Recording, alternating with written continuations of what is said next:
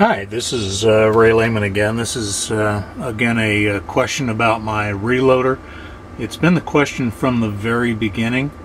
I've had significant issues with the reloader being smooth, and it came back. I think the gentleman that worked on it last time, I believe his name's Julio, did a great job. It is absolutely super smooth and silk and wonderful, and I've been able to run 100 cartridges through it to deep prime them using what I've removed the die to show you what I'm still experiencing.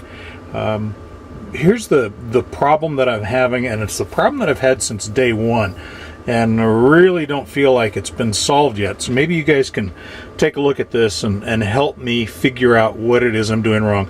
I'm going to look in from the top, and what we're going to be looking at is this primer seating area and also the spent primer removal area.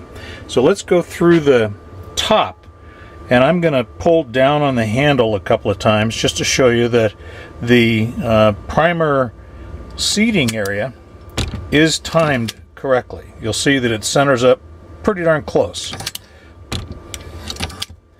But now I want you to pay attention to the spent primer area, and notice when I pull this up that at least a third of the spent primer hole is completely covered. So if you can imagine, I've got a cartridge in there, I'm elevating it into the die, and there's no place for the spent primer to go because the hole is not centered. And this is the way it's been since day one. I'm really very, very frustrated. I believe in you guys, I believe in the press, but I gotta tell you, I've been saying since day one that the primer seating area is centered perfectly. The spent primer area is not, and I believe that's the cause of the problem that I'm having.